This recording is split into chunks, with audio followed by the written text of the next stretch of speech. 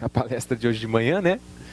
E a gente tinha parado nessa questão de que a gente precisa compreender quem é Deus. A gente havia dito que não há verdadeira oração enquanto não se pode chamar Deus de Pai de um modo consciente. Se Ele é Pai, conforme o Evangelho, eu posso confiar e descansar que Ele é bom e Sua vontade para mim é melhor do que a minha. E nesse sentido tem um texto em Mateus capítulo 7, versículo 11. Eu gostaria que a gente não lesse apenas essa partezinha que está aí, mas que a gente pudesse também ampliar a leitura e ler aquilo que está ao redor. E por isso eu convido a você também para abrir Mateus capítulo 7, porque aquilo que Jesus vai dizer ali é muito importante para aquilo que a gente também quer continuar refletindo adiante. Mateus 7, 11. Nós vamos ler do versículo 7 em diante. Ele diz aqui: peçam e lhes será dado, busquem e encontrarão, batam e a porta lhes será aberta. Pois todo o que pede, recebe, o que busca, encontra, e aquele que bate, a porta será aberta. Qual de vocês, se seu filho pedir pão, lhe dará uma pedra? Ou se pedir peixe, lhe dará uma cobra? Se vocês, apesar de serem maus, sabem dar boas coisas aos seus filhos, quanto mais o Pai de vocês que está nos céus dará coisas boas aos que lhe pedirem. Assim, em tudo, façam aos outros o que vocês querem que eles lhes façam, pois esta é a lei e os profetas. É uma palavra em que Jesus estimula a oração e ele diz que a oração ela é eficaz. Ela é eficaz, mas não porque a gente descobre nela um mecanismo para que ela funcione. Mas ela é eficaz porque nós temos um Deus que quer nos abençoar. Porque Ele olha para nós, de fato, como um pai que deseja abençoar os seus filhos. E aqui a gente de novo encontra na nossa cultura, no nosso tempo, uma dificuldade. Talvez foi uma dificuldade em todos os tempos, mas eu acho que no nosso tempo é uma dificuldade singular, importante, que vale a pena ser pontuada. Porque se você for, por exemplo, fazer visitas, se você se tornar um capelão penitenciário, for numa penitenciária, num lugar onde as pessoas estão presas, você vai e estimula as pessoas que estão ali a escreverem para suas mães, no Dia das Mães. Talvez 95% dos presos vão pegar um pedaço de papel e vão escrever uma carta para sua mãe, talvez até de maneira emocionada, apesar de terem terminado ou parado na vida num lugar como esse, terem sido presos. Mas eles têm esse referencial ainda, de maneira geral, na vida deles. Agora tente fazer a mesma coisa no Dia dos Pais.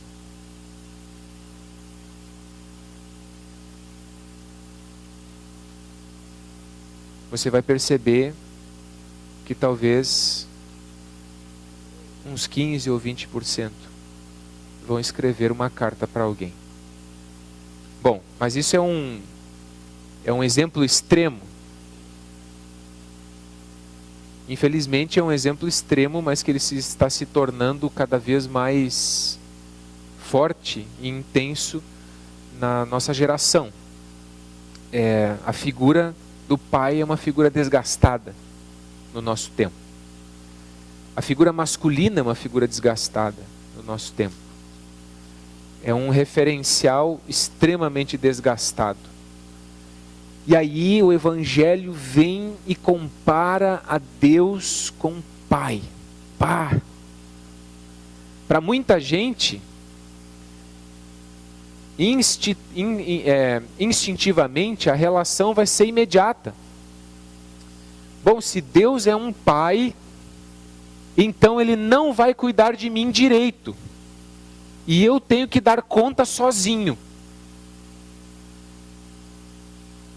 Porque na minha experiência,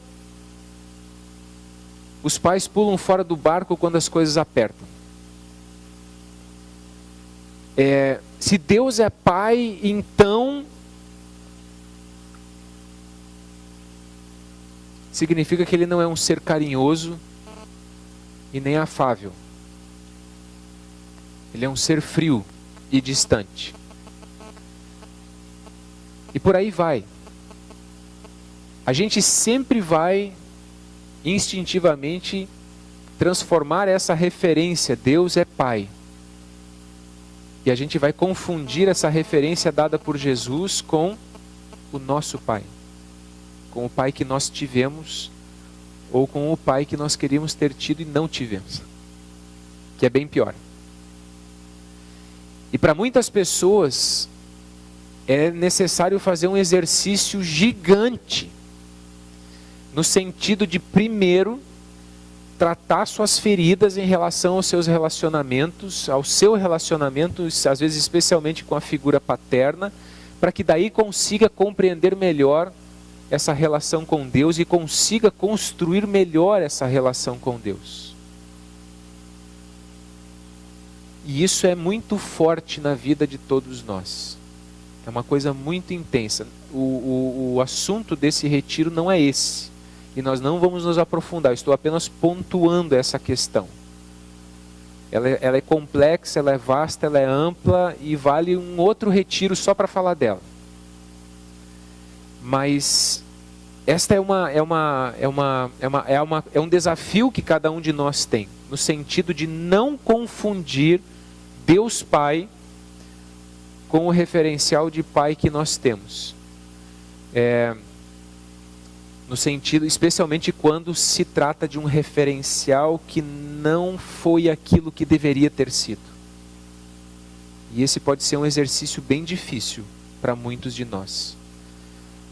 Muitas pessoas que dizem, eu não consigo confiar em Deus, eu não consigo entregar minhas coisas na mão de Deus, eu não consigo vencer a minha ansiedade. Eu vivo ansiosa ou vivo ansioso, eu tenho que resolver as coisas por conta própria, eu tomo todas as cargas sobre mim, porque eu não sinto que Deus vai cuidar de mim, que Deus vai me proteger. Aí você dá uma fuçadinha na vida da pessoa, você descobre que tem um referencial torto de pai, de alguém que se sentiu desprotegido pelo pai, não foi cuidado quando deveria ter sido cuidado. E geralmente o problema não é com Deus, o problema é com a história da pessoa em família. Mas a pessoa transfere, sem querer transferir, mas transfere, e não é culpa dela. Mas ela transfere esse referencial para Deus. E às vezes é um processo bem longo, uma caminhada bem longa, para que a pessoa consiga quebrar essa coisa e assumir uma consciência nova e passar por uma metanoia, né? Uma mudança de mente nesse sentido, uma cura das suas lembranças, e de começar a experimentar a figura do Deus Pai dissociada dessa figura do Pai que não foi aquilo que deveria ter sido. E no nosso mundo de hoje, de fato, uma das grandes dificuldades dos homens da nossa geração, ou dessa geração que está vindo, mas da minha geração já também, historicamente a grande dificuldade do homem é assumir responsabilidade, né?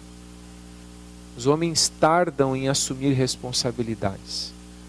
E nessa nova configuração de sociedade que nós estamos construindo, eles assumem responsabilidade. Isso significa que se tornam homens cada vez mais tarde. E muitas vezes casam e têm filhos e não sabem qual é o seu papel e não assumem as responsabilidades que deveriam assumir. E desprotegem os filhos. E aí esse negócio vai de geração a geração. Isso vai se transferindo, isso vai se perpetuando, e a tendência é, a cada geração isso piora um pouquinho mais, infelizmente. Se alguma coisa não acontecer, se alguma cura não acontecer, se alguma intervenção não acontecer, se algum processo não acontecer. Mas é isso que acontece. Então, um dos grandes desafios é esse. A gente precisa olhar para Deus e construir esse relacionamento com Deus a partir de quem Ele é E Jesus nos deu essa referência, que para nós hoje é uma referência fragilizada. No contexto em que nós vivemos, essa é uma referência fragilizada. Tanto de autoridade, como também no sentido de proteger, de uma série de coisas. Mas essa foi a referência que Jesus nos deu. Quando Jesus chama Deus de Pai, não quer dizer que Deus seja um homem. Deus é espírito. E quando se fala, por exemplo, no hebraico, o termo ruach, que é espírito, é uma palavra feminina. Mas Deus não é nem homem nem mulher. Deus é espírito. Jesus o comparou com o Pai. Mas há salmos, por exemplo, que dizem que ele é como a ave que ajunta os seus pintinhos debaixo das suas asas. Isso é uma figura materna para Deus. Não é o galo que faz isso com os pintinhos. É a galinha que faz. Portanto, existem figuras maternas para descrever quem é Deus. Mas, de fato, o referencial maior e central nos evangelhos é a figura do Pai. E isso a gente tem que, talvez, fazer um exercício grande de aprender para que a gente consiga, sabe, se a gente, para as pessoas que às vezes viveram isso, cresceram num lar onde foram protegidas, onde foram cuidadas, onde foram amadas, onde os pais desempenharam o seu papel de uma maneira natural, aí você chega, de maneira natural eu diria, ele tem um referencial do que isso significa e ele consegue fazer essa boa transferência para Deus também. E ele de fato consegue confiar em Deus. Não, puxa vida, Deus vai cuidar de mim, assim como meu pai sempre fez comigo. Ele jamais, tudo que sempre esteve ao alcance dele, ele fez por mim. Ele jamais me desprotegeu. Portanto, eu não preciso ter receio. Se Deus é maior do que meu pai, e Deus é como um pai, então eu posso confiar. E essas pessoas descansam e confiam em Deus. Portanto, às vezes não é simplesmente uma questão de falta de fé. Às vezes isso está relacionado de fato a uma série de situações que a pessoa carrega e que não dá para simplesmente dizer, pô, você não acredita, não crê, não confia, como é que... Não é tão simples assim. Você está mexendo com coisas que são dolorosas, que são feridas que podem ser extremamente profundas, ou menos profundas, mas que geralmente são dolorosas. E é preciso que a gente, às vezes, encare esses fantasmas para que a gente consiga construir também essa relação com Deus. E ao construir essa relação com Deus, a gente também, às vezes, consegue curar as nossas relações rompidas ou deficitárias com o pai, ou mesmo com a mãe, seja lá com quem for, mas aqui especialmente a figura do pai. Ok? Isso é uma transferência, é uma projeção que a gente faz o tempo todo. E a gente precisa tomar muito cuidado com ela. A gente não tem que tentar fazer essa dissociação para que a gente consiga de fato ler esse texto e dizer, se vocês que são maus sabem dar coisas boas a seus filhos, quanto mais o Pai Celestial fará isso por vocês. Ele tem prazer em abençoá-los, Ele tem prazer em cuidar da vida de vocês. Ele não está brincando com a vida de ninguém. Portanto, de novo, bater não é mecanismo, buscar não é mecanismo, insistir não é mecanismo, porque a coisa se dá no nível relacional. Deus nos dá, Deus nos abençoa, Deus se permite encontrar porque Ele nos ama e deseja relacionar-se conosco. Essa é a questão central dessa primeira palavra aí, ok? Indo adiante, em último lugar, a gente precisa tirar o ser humano do centro e devolver a centralidade a Deus. A verdadeira oração tira o nosso olhar do próprio umbigo e ergue o nosso olhar a Deus. Por isso no Pai Nosso, a primeira frase é: santificado seja o teu nome. Perceba, depois nós vamos ler de novo esse texto, mas perceba que no Pai Nosso, Jesus, quando vai ensinar as primeiras frases, santificado seja o teu nome, venha o teu reino, seja feita a tua vontade, assim na terra como no céu. O olhar dessa pessoa que está orando está todo em Deus. Ela não está preocupada consigo mesma. Você percebe isso? Essa pessoa está preocupada com a glória de Deus, está preocupada com a manifestação do reino de Deus, com a manifestação da vontade de Deus na terra, assim como essa vontade é respeitada nos céus. Não é uma oração porque eu, até porque Jesus, antes de ensinar o Pai Nosso, ele disse: não façam como os pagãos, que repetem sempre de novo as mesmas coisas. O Pai Celestial já sabe do que vocês precisam. É como se Jesus estivesse dizendo: quando você orar, tire os olhos de si. Nós não oramos em primeiro lugar por causa de nós mesmos. Nós não buscamos a Deus por causa de nós mesmos.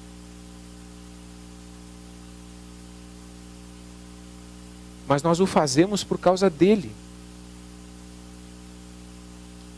E em grande medida, também é comigo assim, a nossa tendência é nos colocar no centro da oração. É colocar as nossas necessidades no centro de tudo. Quando Jesus está dizendo: tire os seus olhos daquilo que você acha que é importante para ti e se preocupe com aquilo que é importante para mim.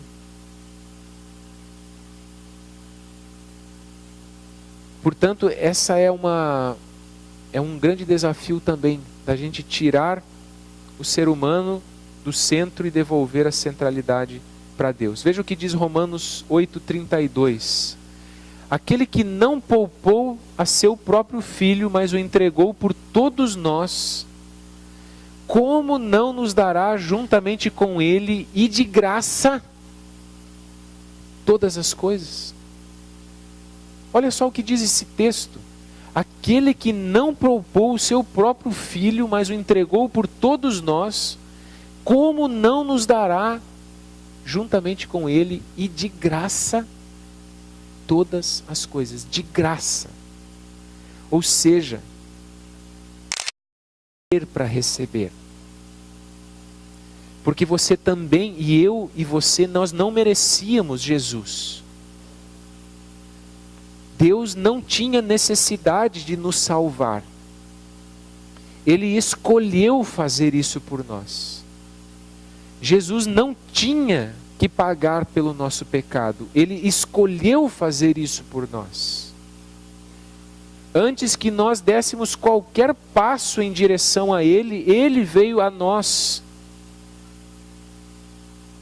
E assim também continua sendo. Nós não apenas recebemos a salvação pela graça, nós continuamos depois, todas as outras coisas que recebemos de Deus, também é por graça, e não por mérito.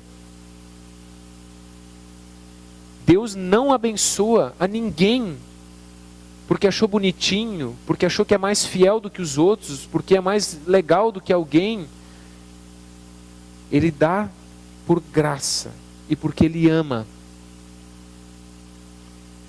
Portanto, quando nós o buscamos como um filho busca o seu pai.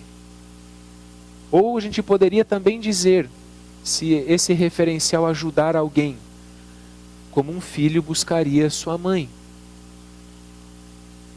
Sabendo que ali está uma pessoa que o ouve, que o atende, que o acolhe, e que não responde a ele apenas na medida em que há mérito, mas responde na medida do amor. Portanto, isso é uma construção bem diferente do que aquela que a gente muitas vezes vê, que eu chamei hoje de manhã, meio em tom de piada, né?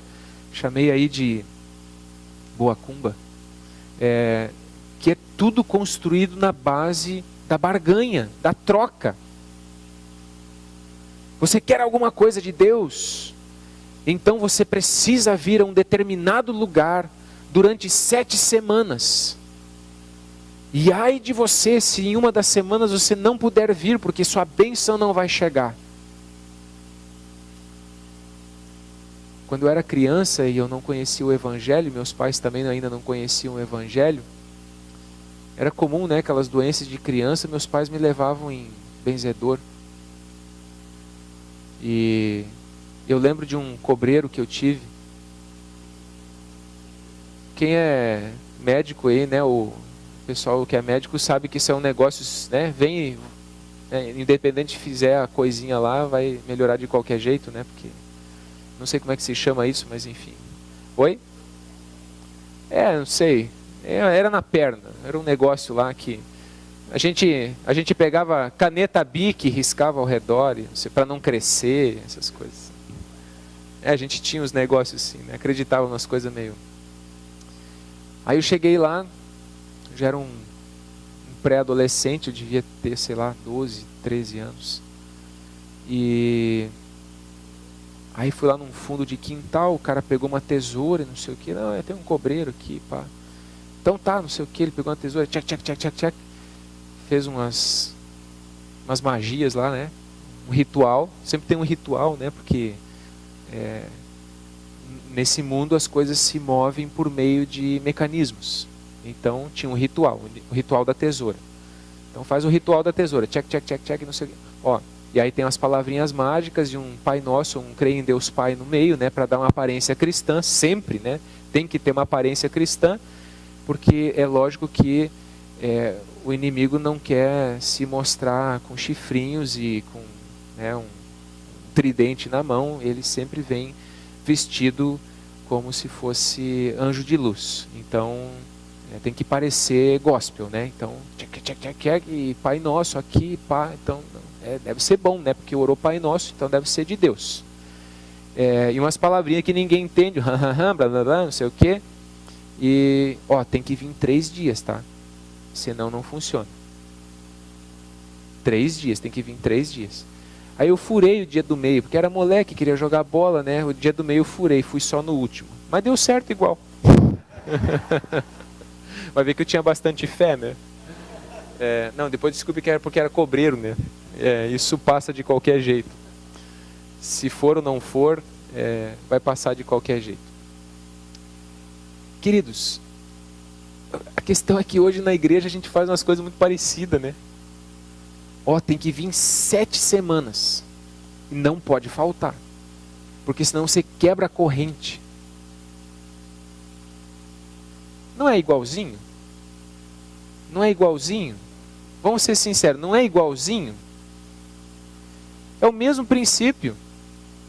E por isso que essas coisas atraem tanto o nosso povo, porque nós estamos habituados a isso.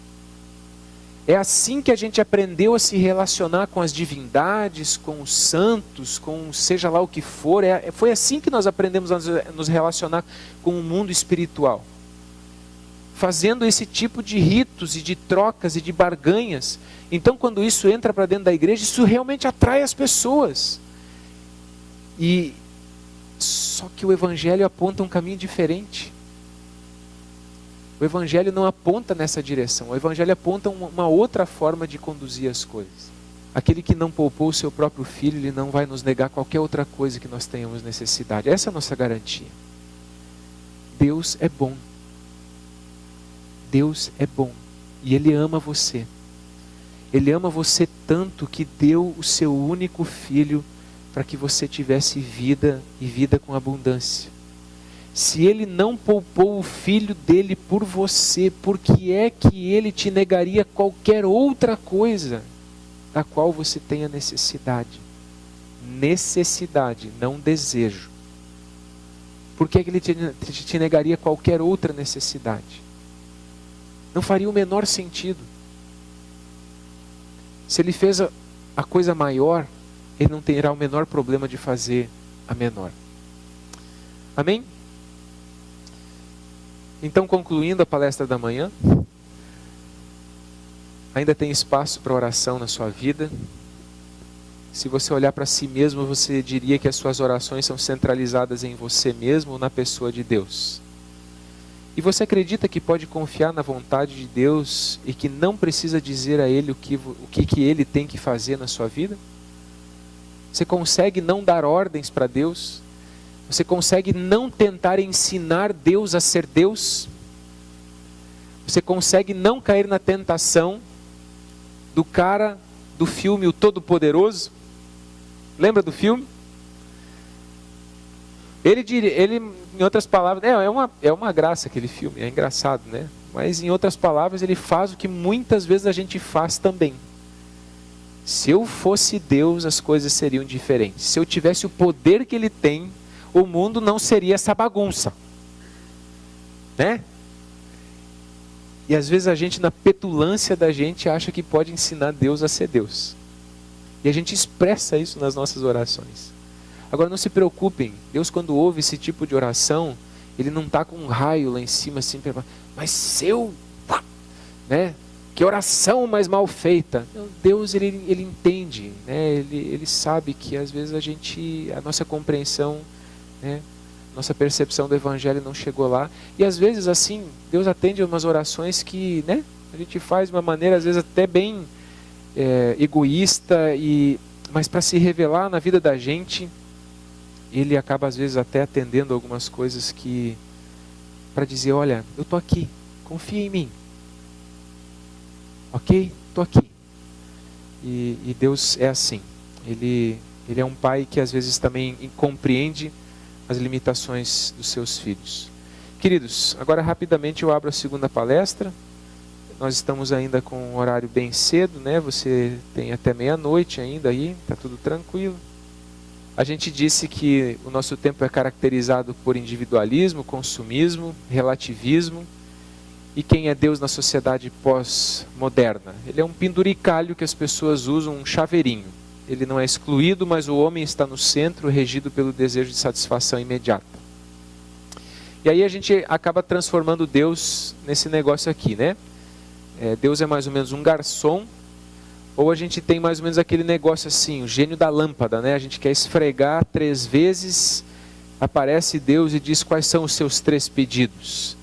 E aqui tem uma figura que eu achei muito hilária, né? Esse negócio, Senhor, eu determino bênçãos para a minha vida, quero a minha casa, meu carro, prosperidade financeira e, claro, a minha ungida. E aquela vozinha ali falando, puxa, eu pensei que Deus aqui era eu, né? Não você. A gente de fato acaba sentando no trono de Deus. Esse negócio do Deus negociante, vejo o carinha ali orando, né, fervorosamente, Deus, se me devolveres o meu emprego. Essa é uma oração boa agora para esse momento do nosso país. Não é uma oração boa, tá? Senhor, se me devolveres o meu emprego, prometo que me tornarei um bom dizimista. Ou seja, né, não é porque Deus já me abençoou, mas é porque eu quero alguma coisa. Então é uma relação construída sobre a lógica da barganha, da troca do negócio. Deus não age porque Ele é bom, Deus age porque o homem pagou o preço, fez o sacrifício, esforçou-se e mereceu. Não há graça, e se não há graça, não há evangelho. Certo? Isso é importante que você lembre. Se não há graça, não há evangelho. Porque o evangelho de Jesus é o evangelho da graça. E aqui o homem está no centro, e o agir de Deus torna-se um direito. Queridos, eu quero dizer algo muito importante aqui antes de a gente continuar.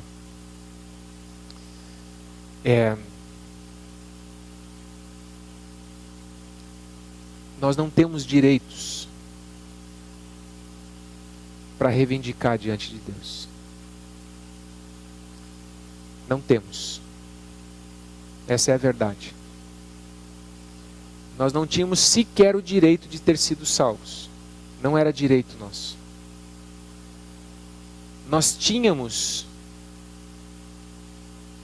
como merecimento direito ao inferno. Como eu já disse lá na igreja uma outra vez, vou falar isso aqui de novo porque nem todo mundo estava lá, faço questão de repetir isso. Se nesse exato momento eu tivesse uma parada cardíaca aqui na frente de todos vocês, espero que não aconteça, né? Seria horrível, ia estragar o retiro de vocês. Mas se acontecesse um negócio desse comigo e eu partisse para a eternidade e Deus dissesse para mim, olhasse para minha cara e dissesse: olha, você vai para o inferno, Daniel. Eu não teria nenhum argumento para dizer: mas Senhor, veja bem, eu fui pastor da comunidade evangélica luterana da Trindade por 3 meses. Mas fui, veja bem. Talvez outras credenciais qualquer, né? Deus teria todo o direito de me condenar. E Deus não seria mau e nem injusto se o fizesse. Eu sou pecador. E o salário do pecado é a morte. É isso que eu mereço. Eu não sou bom o suficiente para bater na porta do céu e dizer: com licença, cheguei. Mas chegou baseado no quê? Não, eu me garanto. Eu me garanto em mim mesmo. Cheguei aqui porque eu sou bom. Com licença.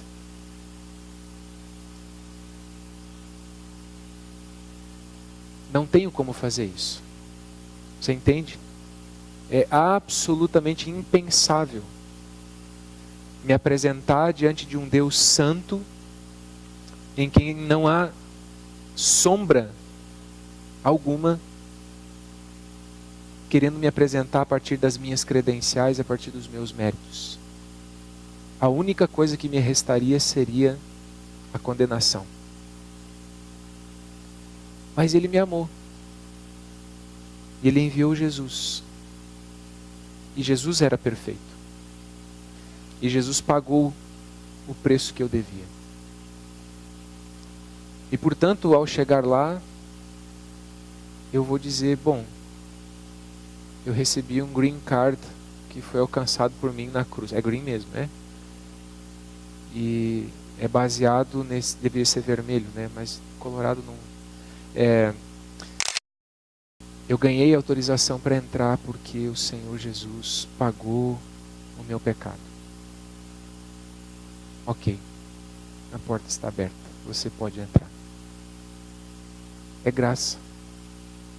A gente não mereceu. Tudo que Deus faz por nós continua sendo graça. Se você quer reconhecer o amor de Deus por você, você precisa olhar para a cruz. É na cruz que você reconhece o amor de Deus por você. Não é na casa onde você mora. Não é na sua saúde que você reconhece o amor de Deus. Não é no seu status social que está o amor de Deus. Não é no seu sucesso que está o amor de Deus. O amor de Deus está na cruz. Por isso que Lutero, quando... Fiz o gesto aqui do Elias, né? Lutero eu acho que não tocava assim, mas... quando ele compôs Castelo Forte, tem algumas frases muito fortes ali. Uma delas diz que se tudo se for, se tudo eu perder, que tudo se vá. Porque se eu perder tudo, eu ainda não perdi nada, porque eu ainda continuo tendo tudo, porque eu tenho ao Senhor. Então que tudo se vá. E queridos, alcançar paz com Deus é uma via de mão dupla. Primeiro, eu reconheço que Deus não tem mais nada contra mim, porque Jesus pagou o preço que me tornava inimigo dele. Portanto, eu não olho mais para Deus como alguém que deseja me condenar ou que deseja de alguma maneira me julgar. Não. Em Cristo não há mais condenação. Eu tenho paz com Deus. Eu não preciso